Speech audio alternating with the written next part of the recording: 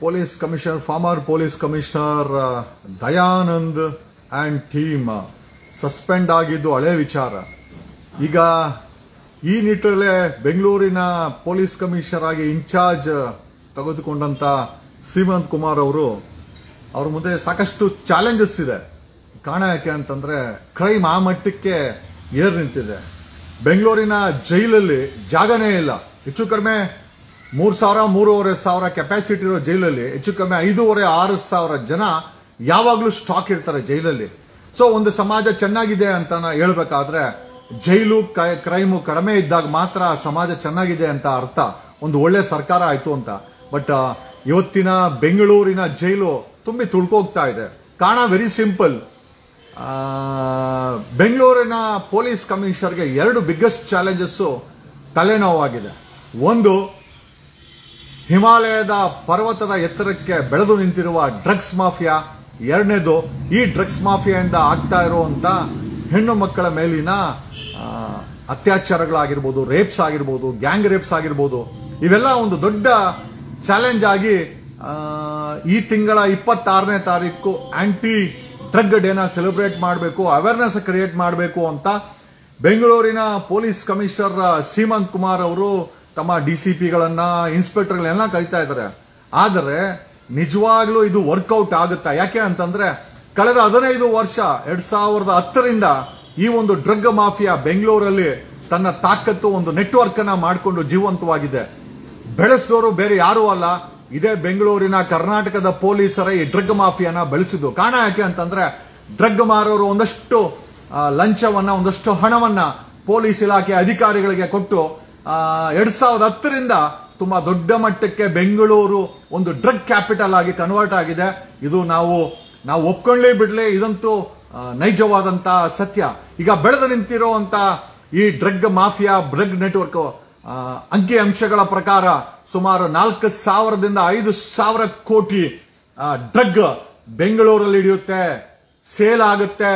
130 police station ಇದ್ಕೊಂಡು, ಅಲ್ಲಿ inspector ಇದ್ಕೊಂಡು, 100 ಪೊಲೀಸ್ ಕಾನ್ಸ್ಟೇಬಲ್ ಇದ್ಕೊಂಡು, 7-8 ಡಿವಿಷನ್ ಡಿಸಿಪಿಗಳು ಇದ್ಕೊಂಡು, ಇಷ್ಟು ದೊಡ್ಡ 18ರಿಂದ 20,000 ಪೊಲೀಸರು ಇದ್ಕೊಂಡು ಬೆಂಗಳೂರಲ್ಲಿ ಡ್ರಗ್ ಒಂಥರ ತರಕಾರಿ ರೀತಿನಲ್ಲಿ ಬೀದಿನಲ್ಲಿ ತರಕಾರಿ, ಸ್ಕೂಲು, ಶಾಲೇಜುಗಳು ಎಲ್ಲಿ ಸಿಗಲ್ಲ. ಗಾಂಜಾ ಇಸ್ ಅ ನೋನ್ ಡ್ರಗ್. ಈ ಗಾಂಜಾ ಏನಿದೆ, ಈ ಗಾಂಜಾ ಅನ್ನೋದು ತುಂಬಾ ಬೀದಿನಲ್ಲಿ ಸಿಗುವಂತ ಡ್ರಗ್ ಆಗಿ ಮಾರ್ಪಟ್ಟಿದೆ. ಈ ಗಾಂಜಾ ಬರೋದು ಒಂದು ಕಡೆ ಕೊಳ್ಳೇಗಾಲದಲ್ಲಿ ಬೆಳೀತಾರೆ, ಅಲ್ಲಿಂದ ಟ್ರಾಫಿಕಿಂಗ್ ಆಗುತ್ತೆ ಅಂತ ಒಂದಷ್ಟು ಮಾಹಿತಿ. ಇನ್ನೊಂದು, ಮಣಿಪುರ, ಅಸ್ಸಾಂ ಅಲ್ಲಿ ಸಾಕಷ್ಟು ಮಟ್ಟಿಗೆ ಈ ಗಾಂಜಾವನ್ನ ಬೆಳೀತಾರೆ, ಅಲ್ಲಿಂದ 1,500ಗೆ ತಗೊಂಡ್ ಬಂದು ಇಲ್ಲಿ ಬೆಂಗಳೂರಲ್ಲಿ ಮಾರಾಟ ಮಾಡ್ತಾರೆ ಅಂತ.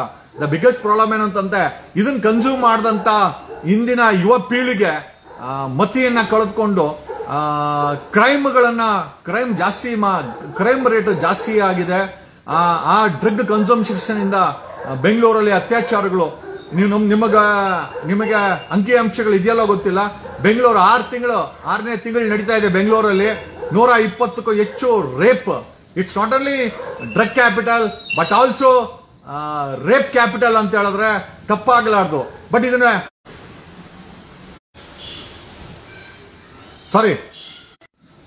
ಈ ಡ್ರಗ್ ಯಾವ ಮಟ್ಟಕ್ಕೆ ಬೆಳೆದು ನಿಂತಿದೆ ಅಂತಂದ್ರೆ ಇಂದಿನ ಬೆಂಗಳೂರು ಸಿಟಿ ಪೊಲೀಸ್ ಕಮಿಷನರ್ಗೆ ಇದು ದೊಡ್ಡ ಒಂದು ತಲೆನೋವು, ಒಂದು ದೊಡ್ಡ ಚಾಲೆಂಜ್ ಆಗಿ ಮಾರ್ಪಟ್ಟಿದೆ. ಈ ತಿಂಗಳ 26ನೇ ತಾರೀಕು ವರ್ಲ್ಡ್ಸ್ ಆಂಟಿ ಡ್ರಗ್ ಡೇ ಅಂತ ಸೆಲೆಬ್ರೇಟ್ ಮಾಡಕ್ಕೆ ಸ್ಕೂಲು, ಕಾಲೇಜುಗಳು, ಯುವತಿಯರಲ್ಲಿ ಒಂದು ಅವೇರ್ನೆಸ್ ಕ್ರಿಯೇಟ್ ಮಾಡಬೇಕು ಅಂತ ಇಂದಿನ ಬೆಂಗಳೂರು ಸಿಟಿ ಪೊಲೀಸ್ ಕಮಿಷನರ್ ಪ್ರಯತ್ನ ಬೀಳ್ತಾ ಇರೋದು ಅಂತೂ ಕಣ್ಣಿಗೆ ಕಾಣಿಸ್ತಾ ಇದೆ. ಬಟ್ ಈ ಒಂದು ಪೊಲೀಸ್ ಇಲಾಖೆನಲ್ಲಿ ಒಂದಷ್ಟು ಸಮಸ್ಯೆಗಳು ಬಗೆಹರಿಸಲಾರದಂತಹ ಒಂದಷ್ಟು ಸಮಸ್ಯೆಗಳಿದೆ. ಮೊದಲನೇ ಸಮಸ್ಯೆ ಏನು ಅಂತಂದ್ರೆ ಈ ಪೊಲೀಸ್ ಇಲಾಖೆಯಲ್ಲಿ ಅಪಾಯಿಂಟ್ಮೆಂಟ್ ಆಗುವಂತ ಪೊಲೀಸ್ ಸಬ್ ಇನ್ಸ್ಪೆಕ್ಟರ್ಗಳು, ನಾವು 2023ರಲ್ಲಿ PSI ಸ್ಕ್ಯಾಮ್ 500 ಕೋಟಿ ಸ್ಕ್ಯಾಮ್ ಅನ್ನು ಎಕ್ಸ್ಪೋಸ್ ಮಾಡಿದ್ಮೇಲೆ ನಮ್ಗನ್ಸಿದ್ದು ಇಲ್ಲಿ ಬರೋರೆಲ್ಲ ಅಪಾಯಿಂಟ್ಮೆಂಟ್ ಇಂದ ಹಿಡಿದು ಟ್ರಾನ್ಸ್ಫರ್ ಇಂದ ಹಿಡಿದು ಪೋಸ್ಟಿಂಗ್ ಇಂದ ಹಿಡಿದು ಪ್ರಮೋಷನ್ ವರ್ಗೂ ಲಂಚ ಕೊಟ್ಟು ಎಲ್ಲ ಮಾಡ್ಕೊಳ್ತಾರೆ. ಆಮೇಲೆ ಈ ಪೊಲೀಸ್ ಇಲಾಖೆ ಯೂನಿಫಾರ್ಮ್ ಹಾಕೊಂಡು ಲಂಚ ಇಸ್ಕೊಂಡು ತಮ್ಮನ್ನ ಬೆಳೆಸ್ಕೊಳ್ಳೋದು ಒಂದು ಬಿಟ್ರೆ ಬೇರೆ ಏನು ಈ ಇಲಾಖೆನಲ್ಲಿ ಕಾಣಿಸ್ತಾ ಇಲ್ಲ. ಆಮೇಲೆ ಈ ಇಲಾಖೆನಲ್ಲಿ ದೊಡ್ಡ ಮಟ್ಟದ ಒಂದು ಟ್ರಾನ್ಸ್ಫಾರ್ಮೇಶನ್ ಬೇಕಾಗಿದೆ. ಅದು ನಿಜವಾಗ್ಲೂ ಒಬ್ಬ ಹೋಮ್ ಮಿನಿಸ್ಟರ್ ಪರಮೇಶ್ವರ್ ಮತ್ತೆ ಸಿದ್ದರಾಮಯ್ಯ ಅಂತ ಸರ್ಕಾರದಲ್ಲಿ ಇದು ಸಾಧ್ಯವಿದೆಯಾ? ಅಪಾಯಿಂಟ್ಮೆಂಟ್ ಲಂಚ ಕೊಟ್ಟು ಮಾಡ್ಕೊಳ್ತಾರೆ, ಪೋಸ್ಟಿಂಗು ಲಂಚ ಕೊಟ್ಟು ಮಾಡ್ಕೊಳ್ತಾರೆ. ನಿಮಗೆ ಗೊತ್ತಿಲ್ಲ, ಬೆಂಗಳೂರಿನಲ್ಲಿ 1.5 ಕೋಟಿಯಿಂದ 15 ಕೋಟಿ ಸ್ಟೇಷನ್ಗಳಿಗೆ ಪೋಸ್ಟಿಂಗ್ಗಳಿಗೆ ಲಂಚವನ್ನ ಕೊಟ್ಕೊಂಡು ಲೋಕಲ್ MLAಗಳು MP ಗಳು ರಾಜಕಾರಣಿಗಳನ್ನ ಬಕೆಟ್ ಹಿಡ್ಕೊಂಡು ಪೋಸ್ಟಿಂಗ್ ಮಾಡಿಕೊಂಡು ಅಪಾಯಿಂಟ್ಮೆಂಟ್ ಆಗಿರ್ಬೋದು. ಅಪಾಯಿಂಟ್ಮೆಂಟ್ ಒಬ್ಬ ಪೊಲೀಸ್ ಸಬ್ ಇನ್ಸ್ಪೆಕ್ಟರ್ ಅಪಾಯಿಂಟ್ಮೆಂಟ್ಗೆ 50, 60, 70, 80 ನಾವು ನೋಡಿದಂಥದ್ದು.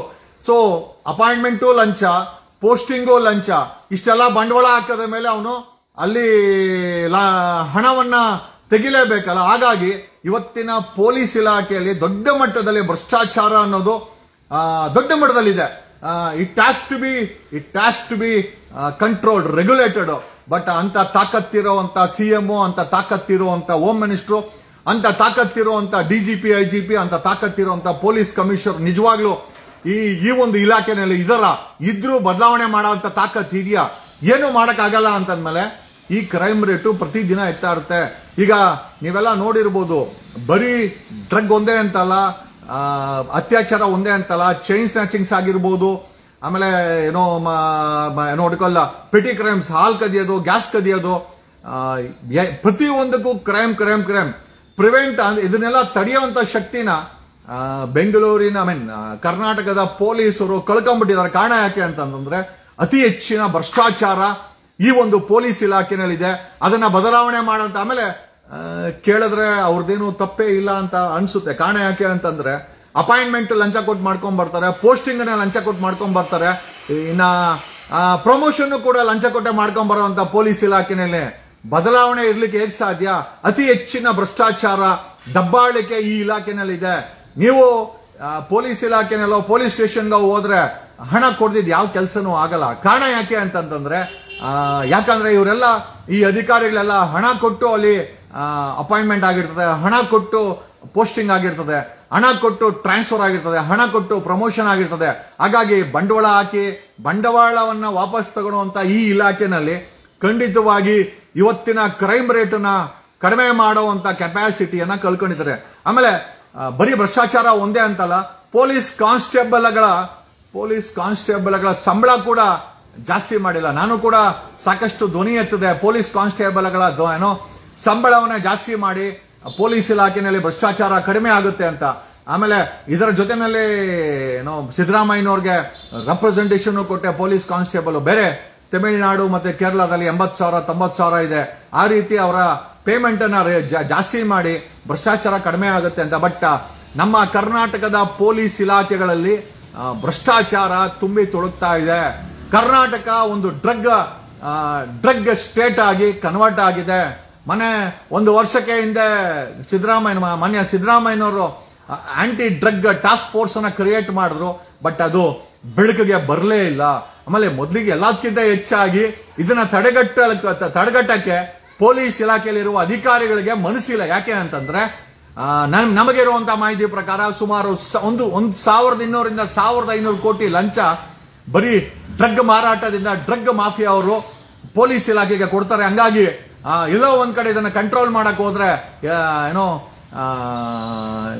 ಈ ಒಂದು ಲಂಚ ಏನ್ ಬರ್ತಾ ಇದೆ ಇಲಾಖೆಗೆ ಅದು ನಿಂತು ಹೋಗುತ್ತೆ ಅಂತ. ಲಂಚ ಬರೀ ಡ್ರಗ್ ಒಂದ್ರಿಂದಾನೇ ಅಂತಲ್ಲ, ಕಳ್ಳರು ಕೊಡ್ತಾರೆ ಲಂಚ ಈ ಪೊಲೀಸ್ ಇಲಾಖೆಗೆ, ರೌಡಿ ಶೀಟರ್ಗಳನ್ನ ಕೊಡ್ತಾರೆ, ಬಾಧೆ ಹಾಕ್ತಾರೆ. ಒಂದು FIR ಮಾಡ್ಬೇಕಾದ್ರೆ ದುಡ್ಡು ಕೊಡ್ಬೇಕು, ಇಲ್ಲಿ ಒಂದು ಚಾರ್ಜ್ ಶೀಟ್ ಹಾಕ್ಬೇಕಾದ್ರೆ ದುಡ್ಡು ಕೊಡ್ಬೇಕು, ಒಂದು ಬಿ ರಿಪೋರ್ಟ್ ಹಾಕ್ಬೇಕಾದ್ರೆ ದುಡ್ಡು ಕೊಡ್ಬೇಕು. ಲಂಚ ಲಂಚ ಲಂಚ ಲಂಚ. ಈ ಪೊಲೀಸ್ ಇಲಾಖೆನಲ್ಲಿ ಲಂಚ ಬಿಟ್ರೆ ಬೇರೆ ಏನು ಉಳಿದಿಲ್ಲ. ಇದನ್ನ ಬದಲಾವಣೆ ಮಾಡಕ್ಕೆ ಸರ್ಕಾರದಲ್ಲಿ ಕೆಪಾಸಿಟಿನೂ ಇಲ್ಲ. ಯಾಕಂತಂದ್ರೆ ಸರ್ಕಾರದಲ್ಲಿ ಗೆದ್ದು ಬರುವಂತ ಮಂತ್ರಿಗಳಾಗಿದೆ, MLA ಆಗಿರ್ಬೋದು ಕೂಡ, ಅವರು ಕೂಡ ಬಂಡವಾಳ ಹಾಕಿ ಬರ್ತಾರೆ. ಸೊ ಈ ಒಂದು ಪೊಲೀಸ್ ಇಲಾಖೆನಲ್ಲಿ ಬದಲಾವಣೆ ಮಾಡಬೇಕು ಅಂತ ಪ್ರಯತ್ನ ಬೀಳ್ತಾ ಇದ್ದಾರೆ. ನಾವು ಕೇಳೋದಿಷ್ಟೇನೆ, ಕರ್ನಾಟಕದ ಕಣ್ಣಿಗೆ ದಯಮಾಡಿ ನಿಮ್ಮ ಮಕ್ಕಳು ಮನೆಯಲ್ಲಿ ಅವ್ರ ಬಗ್ಗೆ ಒಂದು ಕಣ್ಣಿಡಿ. ಯಾಕೆ ಅಂತಂದ್ರೆ ಎಷ್ಟೋ ಜನ ಮಕ್ಕಳು ಇವತ್ತು ಯುವ ಪೀಳಿಗೆ ಡ್ರಗ್ಗೆ ಬಲಿಯಾಗ್ತಾ ಇದ್ದಾರೆ. ಜೊತೆನಲ್ಲಿ ಆ ಡ್ರಗ್ಗೋಸ್ಕರ ಸಾಕಷ್ಟು ಕ್ರೈಮ್ಗಳಾಗ್ತಾ ಇದೆ. ಹೋದ ವರ್ಷ ಕರ್ನಾಟಕದಲ್ಲಿ 2024ರಲ್ಲಿ ಒಟ್ಟು 4,100 ಪೋಕ್ಸೋ ಕೇಸ್ಗಳು, ಅಂದ್ರೆ ಮೈನರ್ ಹೆಣ್ಣು ಮಕ್ಕಳ ಮೇಲೆ ಅತ್ಯಾಚಾರಗಳು ನಡೆದಿದೆ. 2025 ಸುಮಾರು 120ಕ್ಕೂ ಹೆಚ್ಚು ಅತ್ಯಾಚಾರ ಪ್ರಕರಣಗಳು ಬೆಂಗಳೂರಲ್ಲಿ ರಿಜಿಸ್ಟರ್ ಆಗಿದೆ. ಈ ರೀತಿ ಸಮಾಜ ಹೋಗ್ತಾ ಇದ್ದಾರೆ. ಬರೀ FIR ಮಾಡೋದು, ಜೈಲಿಗೆ ಕಳಿಸೋದು, ಜೈಲಲ್ಲಿ ಕೂಡ ಜಾಗ ಇಲ್ದಿರ ಆಗ್ಬಿಟ್ಟಿದೆ. ಈ ಮಟ್ಟಕ್ಕೆ ನಮ್ಮ ಸಮಾಜ ಬಂದು ನಿಂತಿದೆ. ಜೊತೆನಲ್ಲೇ ಬದಲಾವಣೆ ಮಾಡುವಂತ ರಾಷ್ಟ್ರಗಳಲ್ಲಿ ನೆದರ್ಲ್ಯಾಂಡ್ ಸಹ ಒಂದಾಗಿದೆ. ನೆದರ್ಲ್ಯಾಂಡ್ ಅಲ್ಲಿ ನೀವು ನಂಬ್ತಿರೋ ಇಲ್ಲ, ಎಷ್ಟೋ ಜೈಲುಗಳು, ಸುಮಾರು 18ಕ್ಕೂ ಹೆಚ್ಚು ಜೈಲುಗಳನ್ನ ನೆದರ್ಲ್ಯಾಂಡ್ ದೇಶ ಕ್ಲೋಸ್ ಮಾಡಿದೆ. ಕಾರಣ ಯಾಕೆ ಅಂತಂದ್ರೆ ಅಲ್ಲಿ ನಡೆಯುವಂತ ಕ್ರೈಮ್ ಅನ್ನ ಅಲ್ಲಿನ ಪೊಲೀಸ್ ಮತ್ತೆ ಅಲ್ಲಿನ ಸರ್ಕಾರ ತಡೆಗಟ್ಟುವಲ್ಲಿ, ಕಡಿಮೆ ಮಾಡುವುದಲ್ಲಿ ಸಾಕಷ್ಟು ಕೆಲಸಗಳನ್ನ ಮಾಡಿದೆ. ಕೆಲಸ ಮಾಡಕ್ಕೆ ಪೊಲೀಸ್ ರೆಡಿ ಇದ್ದಾರೆ. ಅವ್ರ ಕೈ ತುಂಬಾ ಸಂಬಳ ಕೊಡಬೇಕು, ಅವ್ರಿಗೂ ಕೂಡ ಕೆಲಸ ಮಾಡಕ್ ಬಿಡಬೇಕು. ಅವ್ರ ಹತ್ರ ಅಪಾಯಿಂಟ್ಮೆಂಟ್ಗೆ ಲಂಚ ಇಸ್ಕೊಂಡ್ರೆ, ಪೋಸ್ಟಿಂಗ್ಗೆ ಲಂಚ ಇಸ್ಕೊಂಡ್ರೆ ಅವರು ನಿಯತ್ತ ಕೆಲಸ ಎಲ್ಲಿ ಮಾಡ್ತಾರೆ ಅಂತ ಹೇಳುತ್ತಾ, ಆಮೇಲೆ ಕೆಲಸ ಮಾಡುವಂತ 1 ಲಕ್ಷ ಚಿಲ್ಲರೆ ಪೊಲೀಸ್ ಕಾನ್ಸ್ಟೇಬಲ್ಸ್ ಇದ್ದಾರೆ, ಹೋಮ್ ಗಾರ್ಡ್ಸ್ ಇದ್ದಾರೆ. ಅವ್ರಿಗೆ ನೆಟ್ಟಿಗೆ ಸಂಬಳ ಸರ್ಕಾರ ಕೊಡೋದೇ ಇಲ್ಲ. ಇನ್ನು ಸರ್ಕಾರ ಕೆಳಗಿನ ಪೊಲೀಸ್ ಕಾನ್ಸ್ಟೇಬಲ್ಗಳಿಗೆ ಏನೋ ಸಂಬಳ ಕೊಡೋದ್ರಲ್ಲಿ ಸರ್ಕಾರ ಎಡವಿದೆ, ಬಂದಂತ ಎಲ್ಲ ಸರ್ಕಾರಗಳು. ಮತ್ತೆ ಮೇಲಧಿಕಾರಿಗಳು ಲಂಚ ತಗೊಳೋದನ್ನ ನಿಲ್ಸ್ಕೊಳಲ್ಲ. ಸೊ ಇವೆಲ್ಲ ತಡೆಗಟ್ಟದಾಗ ಮಾತ್ರ ಒಂದು ಕ್ರೈಮ್ ಮುಕ್ತ ಸಮಾಜವನ್ನು ಸೃಷ್ಟಿ ಮಾಡಲು ಸಾಧ್ಯ. ಇಲ್ಲ ಅಂದ್ರೆ ಬರೀ ಮೀಟಿಂಗ್ ಅಲ್ಲೇ, ಫೋಟೋದಲ್ಲೇ ಪೊಲೀಸ್ ಇಲಾಖೆ ಕಾಣಿಸುತ್ತೆ ಅಂತ ಹೇಳುತ್ತಾ, Bengaluru city police commissioner Shrimant Kumar ಅವರೇ, ನಿಮ್ಮ ಇಲಾಖೆಯಲ್ಲಿ ಇರುವಂತಹ ಒಂದಷ್ಟು ಹೆಗ್ಗಣಗಳನ್ನ ನೀವು ಬಗ್ಗು ಬಡಿದ್ರೆ ಖಂಡಿತವಾಗಿಯೂ ಈ ಒಂದು ಕ್ರೈಮ್ ರೇಟ್ ಅನ್ನ ಕಡಿಮೆ ಮಾಡಬಹುದು. ಪ್ರತಿಯೊಂದಕ್ಕೂ ಲಂಚ ಇದೆ. Whether we want or not, we need to be accepted. ಇದನ್ನ ಅಕ್ಸೆಪ್ಟ್ ಮಾಡಲೇಬೇಕು. ಗೆದ್ದು ಬಂದಂತ ಸರ್ಕಾರಗಳು ಸಹ, ಅದು ಬಿಜೆಪಿ ಆಗಿರ್ಬೋದು, ಕಾಂಗ್ರೆಸ್ ಆಗಿರ್ಬೋದು, ದಳ ಆಗಿರ್ಬೋದು, ಯಾವುದೇ ಆಗಿರ್ಬೋದು, ಈ ಪೊಲೀಸ್ ಇಲಾಖೆಯಲ್ಲಿ ನಡೆಯುವಂತ ಅಪಾಯಿಂಟ್ಮೆಂಟ್ ಸ್ಕ್ಯಾಮ್ ಆಗಿರ್ಬೋದು, ಟ್ರಾನ್ಸ್ಫರ್ ಸ್ಕ್ಯಾಮ್ ಆಗಿರ್ಬೋದು, ಪೋಸ್ಟಿಂಗ್ ದಂಧೆ ಆಗಿರ್ಬೋದು, ನಿಲ್ಲಿಸುವಲ್ಲಿ ವಿಫಲವಾಗಿದೆ. ಹಾಗಾಗಿ ಸಾರ್ವಜನಿಕರು ಈ ಪೊಲೀಸ್ ಇಲಾಖೆಯ ಲಂಚದ ಪಿಡುಗಿಗೆ ಬಲಿ ಆಗ್ತಾ ಇರ್ತಾರೆ. ಆಮೇಲೆ ನೋಡಿ, ಮೊನ್ನೆ 11 ಜನ ಸತ್ರು. ಇವುಗಳನ್ನ ಕಂಟ್ರೋಲ್ ಮಾಡೋ ಕೆಪಾಸಿಟಿ ಸಹ ಬರೀ ಒಂದು ಪ್ರೊಸೆಷನ್ ಮಾಡಕ್ಕೋಗಿ 11 ಜನ ಸತ್ತಿದ್ದಾರೆ. ಬೇರೆ ಏನು ಗಲಾಟೆ ಏನೂ ಅಲ್ಲ, ಒಂದು ಪ್ರೊಸೆಷನ್ ಅಲ್ಲಿ 11 ಜನ ಸತ್ತಿದ್ದಾರೆ ಅಂದ್ರೆ ಯಾವ ಮಟ್ಟಕ್ಕೆ ಪೊಲೀಸ್ ಇಲಾಖೆ ಬಂದು ನಿಂತಿದೆ ಅಂತ ಯೋಚಿಸಬೇಕಾಗಿದೆ. ಪೊಲೀಸ್ ಇಲಾಖೆ ಬದಲಾವಣೆ ಮಾಡಬೇಕಾಗಿರೋದು, ಅವರ ಅಪಾಯಿಂಟ್ಮೆಂಟ್ಗಳಿಗೆ ಲಂಚ ಇಸ್ಕೊಂಡು ಅಪಾಯಿಂಟ್ಮೆಂಟ್ ಮಾಡೋದು, ಟ್ರಾನ್ಸ್ಫರ್ ಪೋಸ್ಟಿಂಗ್ಗಳು ಹಣ ಇಸ್ಕೊಳೋದು, ಪ್ರಮೋಷನ್ಗೆ ಇಸ್ಕೊಳೋದು, ಈ ಲಂಚ ಪಿಡುಗು ಹೋಯ್ತು ಅಂತಂದ್ರೆ ಖಂಡಿತವಾಗಿ ಈ ಪೊಲೀಸ್ ಕಾನ್ಸ್ಟೇಬಲ್ಗೆ ಕೈ ತುಂಬ ಸಂಬಳ, ಅಟ್ಲೀಸ್ಟ್ ಒಂದು ವ್ಯಾಲ್ಯೂಬಲ್ ಸಂಬಳ ಕೊಟ್ಟಾಗ ಈ ಇಲಾಖೆನಲ್ಲಿ ಬದಲಾವಣೆ ಆಗುತ್ತೆ. ಅದರ್ವೈಸ್ ಈ ಇಲಾಖೆ ಹೀಗೆ ಇರುತ್ತೆ. ಈ ಕ್ರೈಮ್ ರೇಟ್ ಜಾಸ್ತಿ ಆಗ್ತಾ ಇರುತ್ತೆ. ಹೆಣ್ಣು ಮಕ್ಕಳ ಮೇಲೆ ಅತ್ಯಾಚಾರಗಳು ಮುಂದುವರಿತಾ ಇರ್ತದೆ, ಚೈನ್ ಸ್ನ್ಯಾಚಿಂಗ್ ಮುಂದುವರಿತಾ ಇರ್ತದೆ, ಕಳ್ಳತನಗಳು ಮುಂದುವರಿತಾ ಇರ್ತದೆ. ಆ ಜೈಲಲ್ಲಿ ಕ್ರಿಮಿನಲ್ಸ್ಗೆ ಜಾಗ ಇಲ್ದಿರ ಅಲ್ಲೂ ಕೂಡ ವಾಂತಿ ಆಗ್ತಾ ಇರುತ್ತೆ ಅಂತ ಹೇಳುತ್ತಾ, ಬದಲಾವಣೆ ಜಗದ ನಿಯಮ. ಸರ್ಕಾರಗಳು ಬದಲಾವಣೆ ಆದರೆ ಪೊಲೀಸ್ ಇಲಾಖೆ ಸಹ ಬದಲಾವಣೆ ಆಗುತ್ತೆ, ಸಮಾಜ ಸಹ ಬದಲಾವಣೆ ಆಗುತ್ತೆ. ಯಾವ್ದಾದ್ರೂ ಎಮರ್ಜೆನ್ಸಿನಲ್ಲಿ ಹೆಲಿಕಾಪ್ಟರ್, ಪ್ರೈವೇಟ್ ಜೆಟ್ಗಳಲ್ಲಿ ಹೋಗುವಂತ ರಾಜಕಾರಣಿಗಳು ನೋಡಿದ್ದೀವಿ. ಮೀಟಿಂಗ್ಗಳಿಗೂ ಸಹ ಹೆಲಿಕಾಪ್ಟರ್ ಅಲ್ಲಿ ಹೋಗುವಂತ CM, deputy CM Mallikarjuna Kharge ಅಂತ ನಾಯಕರನ್ನ ಪಡೆದಂತ ಈ ಕರ್ನಾಟಕ ನಿಜವಾಗ್ಲೂ ಧನ್ಯೋಸ್ಮಿ ಅಂತ ಹೇಳುತ್ತಾ, ಇಂಥ ಬಡವರಿಗೆ ಸೇವೆ ಮಾಡಕ್ಕೆ ಹೆಲಿಕಾಪ್ಟರ್ ಅಲ್ಲಿ ಹೋಗುವಂತ ರಾಜಕಾರಣಿಗಳನ್ನ ಪಡೆದಂತ 6 ಕೋಟಿ ಕನ್ನಡಿಗರು ನಾವೇ ಪುಣ್ಯಾತ್ಮರು ಅಂತ ಹೇಳುತ್ತಾ, ಇಂಥ ದೌರ್ಭಾಗ್ಯ, ಇಂಥ ರಾಜಕಾರಣಿಗಳಿಗೆ ಮುಂದಿನ 2028ಕ್ಕೆ ಮನೆಗೆ ಕಳಿಸಿ ನಿರ್ದಾಕ್ಷಿಣ್ಯವಾಗಿ ಅಂತ ಹೇಳುತ್ತಾ, ಆಗ ಮಾತ್ರ ಕರ್ನಾಟಕದಲ್ಲಿ ಬದಲಾವಣೆ ಸಾಧ್ಯ. ಆಮೇಲೆ ಭ್ರಷ್ಟಾಚಾರ ಕಡಿವಾಣ ಹಾಕ್ಲಿಕ್ಕೆ ಸಾಧ್ಯ.